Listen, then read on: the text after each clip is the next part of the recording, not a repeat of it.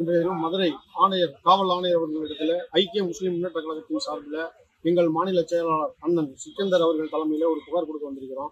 அந்த புகார் என்ன அப்படின்னா, இந்த இப்போ சமீபத்தில் நடந்து கொண்டிருக்கக்கூடிய திருப்பரங்குன்ற விடயத்தில் இன்றைக்கு வந்து ஆர்எஸ்எஸ்ஸினுடைய தலைவர் மோகன் பகவத் ஒரு அறிக்கையை கொடுத்திருக்கிறார்.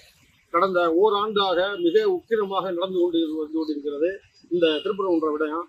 அதில் வந்து பார்த்தீங்கன்னா கிட்டத்தட்ட ஒரு 10 நூற்றாண்டுகளாக 950 1000 ஆண்டுகளாக ஒரு மத நல்லிணக்க மலையாக அது இருந்து கொண்டிருக்கிறது.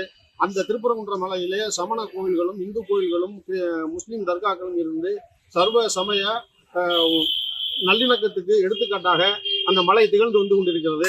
அனைவரும் இதுவரை எந்தவித இடையூறுபாடும் இல்லாமல் அனைத்து சமூக மக்களும் தங்களுடைய வழிபாடை தொடர்ந்து வந்து கொண்டிருந்த பொழுது, இப்போ கடந்த ஓராண்டாக அங்கு வந்து திடீரென அசைவம் சமைக்கக்கூடாது, ஆடு கோழி பலியிடக்கூடாது என்பதாக சங்க பரிவாரங்கள் ஒரு நிலை எடுத்தார்கள். அதன் பிறகு அதுல நீதிமன்றங்கள் பார்த்தீங்கன்னா சில நடைமுறை கோட்பாட்டுக்கும் சட்டத்திட்டத்துக்கும் அரசியல் சாசனத்துக்கு எதிராகவும் சில தீர்ப்புகளை வழங்கி வந்து கொண்டிருந்தார்கள். அதன் உச்சபட்சமாக அந்த தர்காவில் அருகிலே 200 ஆண்டுகளுக்கு முன்பு இந்தியாவை முதலில் ஆங்கிலேயர் வந்து நில அளவீடு செய்து புல வரைபடங்கள் தயாரிப்பதற்காக ஜிடி ஸ்டேஷன் என்கிற கிரேட் ட்ரிகனோமெட்ரிக்கல் ஸ்டேன் அப்படிங்கிற கல்லை அங்கே நட்ட அந்த கல்லை போய் தீபத்தூண் என்பதாக இவர்களும் வந்து அரைமூலை சங்கிகளும் மக்களை வந்து திசை திருப்பதமாக தீபத்தூண் என்பதாக மக்களையும் திசை திருப்பி பொய் பரப்புரையை செய்து அதில் தான் தீபம் ஏற்றுவோம் என்பதாக அவர்கள் ஒரு வழக்கை தொடுத்தார்கள். அந்த வழக்கில் மதுரை உயர்நீதிமன்றத்தில் உள்ள GR சாமிநாதன் என்கிற நீதிபதி அவர்களும் அதை நான் நேரடியாக போய் பார்த்ததாக கூறி அந்த கல் அதை அழைத்து அவர் செல்லும் பொழுது வருவாய்த்துறை அதிகாரிகளும் மாவட்ட ஆட்சியரிடம் சொல்லி DRO இது போன்ற வருவாய்த்துறை அதிகாரிகள் அழைத்திருந்தால் அந்த கல் என்ன கல் என்று அவர்கள் சொல்லி கொடுத்திருப்பார்கள்.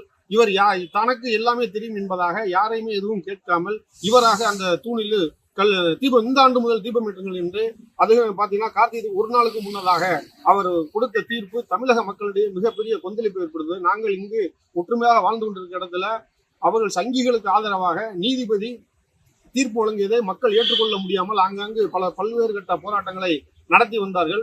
அவர் 1க்கு 2 முறை அந்த தீர்ப்பை மீண்டும் சட்டவிரோத தீர்ப்பை அளித்தும் தமிழக அரசு இந்த தமிழகத்திலே நடைபெறக்கூடிய மத நல்லிணக்கத்தையும் சகோதரத்துவத்தையும் பாதுகாப்பு நோக்கோடு அந்த செயல்படுத்தாமல் உச்சநீதிமன்றத்துக்கு மேல்முறை செய்திருக்கிறது. இந்த நிலையில இன்று திருச்சியில RSS முகாமில் RSS-னுடைய தேசிய தலைவர் மோகன் பகவத் அவர்கள் ஒரு அறிக்கையில என்ன கூறியிருக்கிறார் என்றால், இந்த திருப்பரங்குன்ற விடயத்தை இந்துக்களுடைய பலமே போதுமானது. அது அந்த அறிக்கையை பார்த்தீங்கன்னா அதுல சொல்லியிருக்காரு. என்ன சொல்லியிருக்காருன்னா, இந்துக்களின் பலத்தை அடிப்படையாக கொண்டு மட்டுமே இந்த பிரச்சனையை தீர்க்க முடியும். திருப்பரங்குன்றம் பிரச்சனை இந்துக்களுக்கு சாதகமாக தீர்க்கப்பட வேண்டும். இப்பிரச்சனை மேலும் தீவிரப்படுத்த முடியும். ஆனால் அது நீதிமன்றத்தில் தீர்க்கப்பட்டு விடும் என்று நம்புகிறேன் அப்படின்னு சொல்றாரு. இதுல இருந்து என்ன சொல்ல வருதுன்னா, நீங்க நீதிமன்றத்தில் GR சாமிநாதன் தீர்ப்பு வழங்குவதற்கு முன்பே நீங்க மதுரை சுவர்கள் எல்லாம் பார்த்துட்டு இருக்கலாம். உயர்நீதிமன்ற தீர்ப்பின் உத்தரவின் அடிப்படையில் தீர்ப்பின்படி நம்ம தீபேத்தவாங்க அப்படின்னு அழைச்சாங்க. அப்ப இவர் பின்னாடி இப்படித்தான் தீர்ப்பு கொடுக்க போறாருன்னு அவங்களுக்கு முன்னாடி எப்படி தெரிஞ்சிச்சு அப்படிங்கிற அடிப்படையில தான் இவர் வந்து நீதிமன்றத்தில் உள்ளதால் இந்த பிரச்சனை தீர்க்கப்பட்டு விடும் நம்புவதாக சொல்றாரு. இந்த பிரச்சனை இன்னும் தீவிரமாக்க முடியும்ன்றதையும் ஒரு வார்த்தை சொல்றாரு. அப்ப இதை இன்னும் எந்த கட்டத்துக்கு கொண்டு செல்ல போகிறார்கள்னு தெரியல. 144 தடை அமல்ல இருக்கும் பொழுது கோவிலுக்குள்ள கட்சி கொடிகளுடன் போய் இவர்கள் பண்ணிய அட்டூழியங்களும் இப்ப சமீபத்தில் கடந்த 1ஆம் தேதி 3ஆம் தேதி 4ஆம் தேதி ஆகிய தினங்கள்ல இவர்கள் செய்தது அங்கு வந்த பாரதிய ஜனதாவினுடைய தலைவர் நயினார் நாகேந்திரன் மிலேச்சத்தனமாக இனி இந்த அரசு கைது செய்வது என்று அவர் வர்ணாசிரம கோட்பாட்டின்படி இங்க வந்து இஸ்லாமியர்களையும் கிறிஸ்தவர்களையும் தீண்டத்தகாதவர்கள் என்பதாக அவர் கூறியதாகட்டும், அந்த இஸ்லாமியர்களையும் கிறிஸ்தவர்களையும் மனு தர்மம் எப்படி மிலேச்சர்கள் என்று கூறுகிறதோ அந்த வார்த்தையில அவர் வந்து இந்த திமுக அரசு தமிழக அரசை கூறுவதன் மூலம் இந்த அரசையும் தீண்டத்தகாத அரசாக அருவருக்கத்தக்க அரசாக அவர் கூற வருகிறார். அப்ப அவர் கூறும் பொழுது அவர் வந்து தன்னை சூத்திரங்கிறத ஏத்துக்கிறார் என்ற கேள்வி நம்மகிட்ட இருக்கு. ஏன்னா சனாதனம் வந்து அவர் அப்படித்தான் சொல்லுது. நயினார் நாகேந்திரன் சார்ந்த சமூகத்தை சனாதன தர்மம் எப்படி சொல்லுதுன்னா சூத்திரன்னு சொல்லுது. அப்ப அதை அவர் ஏற்றுக்கொள்கிறாரா அப்படிங்கிற கேள்வி இருக்கு. அப்ப இவருடைய இந்த இந்துக்களுக்கு சாதகமாகத்தான் நீங்கள் நடவடிக்கை எடுக்கணும், அதுக்கு சாதகமாக தீர்ப்பு வலிக்கும்னு சொல்றதன் மூலமா இந்திய அரசியல் சாசனம் சகோதரத்துவம் சமத்துவத்தை நமக்கு வலியுறுத்துது. ஒரு தனி மனிதன் வந்து தான் விரும்பும் மதத்தை பின்பற்றவும் மதத்துக்கு மாறவும் அதை கடைபிடிக்கவும் அதை பரப்புரை செய்வதற்கு அந்த மத சுதந்திரத்தை வழங்கி இருக்குது. அப்படி வழங்கின மத சுதந்திரத்துக்கு எதிராக இவர் வந்து மோகன் பகவத் என்ன சொல்றாருன்னா, நாங்கள் எங்களுக்கு விருப்பமான தீர்ப்பை தான் நீங்க நடவடிக்கை எடுக்கணும், அப்படின்னு சொல்லுவதன் மூலம் நாங்க எங்கள் பலமே போதுங்கிறது மூலம் அவர் என்ன சொல்ல வர்றாருன்னா, இங்க சிறுபான்மை வாழக்கூடிய முஸ்லீம்களை அச்சுறுத்துறாரு. நீங்க வந்து எங்களுக்கு கட்டுப்பட்டு அடங்கி போங்க, அப்படி நீங்க எங்களுக்கு கட்டுப்பட்டு நீங்க அடங்கி போகலைன்னா நாங்க எங்களுடைய பலத்தை வைத்து நாங்கள் வந்து உங்களை அயோத்தியில் செய்வது போல, எப்படி பாபர் மசூதிக்கு பொய் பரப்புரையை உருவாக்கி அதுக்கு ஒரு தீர்ப்பை வாங்கி இன்னைக்கு ஒரு கோவிலை கட்டியிருக்கோமோ அது போல திருப்பரங்குன்றத்தில் நாங்கள் செயல்படுவோம்.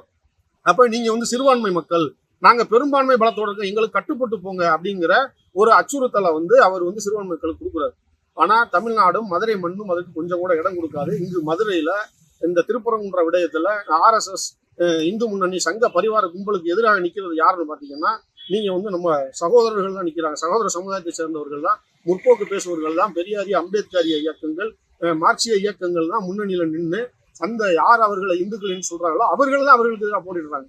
அவர்கள் நினைத்தார்கள் இதை வைத்து ஒரு இந்து முஸ்லிம் கலவரத்தை நாம் நடத்திவிட முடியும் என்று எண்ணினார்கள். ஆனால் அவர்களுடைய எண்ணத்துக்கு மாறாக இங்கு வந்து மக்கள், பொதுமக்கள் வெர்சஸ் இந்துத்துவ இயக்கம் என்பதாக ஒரு பிரச்சனை உருவாயிருக்கு. அதை ஜீரணிக்க முடியாமல் தான் அவர்கள் இது போன்ற நச்சு கருத்துக்களையும் இது போன்ற வன்முறையை தூண்டும் கருத்துக்களையும் அவர்கள் தொடர்ந்து பரப்பி வருகிறார்கள். எனவே அந்த RSS தலைவர் மோகன் பகவத் அவர்கள் மீது அந்த தேச விரோத சட்டத்தின் மேல், அது இந்திய சாசனத்தை அவமதித்ததாக தேச விரோத கருத்துக்களை, நச்சு கருத்துக்களை பரப்பி வருவதால அவர் வந்து தேச விரோத சட்டத்தில் அவரை கைது செய்து சிறை அடைக்க வேண்டும் என்பதாக கோரி நாம் ஆணையரிடத்தில் இன்று வந்து நம்ம புகார் கொடுத்திருக்கிறோம். இல்ல அந்த புகார்ல அது மட்டும் தான் இருக்கா, கூடுதலா வேற எதுவும் சொல்லியிருக்கீங்களா? அவர் சொன்ன அந்த அறிக்கை தொடர்பாக மட்டும்தான் நம்ம அதுல அந்த புகார்ல குறிச்சிருக்கிறோம். அந்த புகார் வந்து அரசியல் சாசனம் வைக்கிற மத சுதந்திரத்துக்கு எதிராக இருக்குது, அரசியல் சாசனம் கூறக்கூடிய சகோதரத்துவம் சமத்துவத்துக்கு எதிராக இருக்குது. அப்ப இவர் வந்து அந்த அரசியல் சாசனத்தையே புறக்கணித்து இவர் வந்து தான் விரும்பிய வாரி இந்த அரசு நடக்கணும் அரசாங்கத்துக்கு நிர்பந்திக்கிறாரு. அதனால இவர் மீது வந்து இந்த சட்டப்பிரிவுகளில் கடும் நடவடிக்கை எடுக்க வேண்டும் என கேட்டு நாங்கள் புகார் கொடுத்திருக்கோம். ஆணையர் இருந்தாங்களா, அவங்க என்ன சொன்னாங்க? ஆணையர் வந்து இல்ல, அவங்க வந்து நுண்ணறிவு பிரிவு உதவி ஆய்வாளர் ஆணையர் வந்து நம்ம மனுவை பெற்றுக்கொண்டு நாங்கள் வந்து காவல் ஆணையத்தை கொடுத்து இதுக்கு நிச்சயமா நடவடிக்கை எடுக்கிறோம் என்று உறுதி கொடுத்திருக்கிறோம். உங்களுடைய என்ன அடிப்படையில் அந்த புகார்ல என்ன சொல்லியிருக்கீங்க? அதுவும் அந்த அரசியல் சட்டத்துக்கு சாசனத்துக்கு எதிராக சட்டவிரோதமாக செயல்படக்கூடிய மோகன் பகவத் மீது தேசிய விரோத சட்டத்தின் கீழ் அவர்கள் கைது செய்யணும் அப்படின்றத நம்ம சொல்லியிருக்கோம். ஓகே.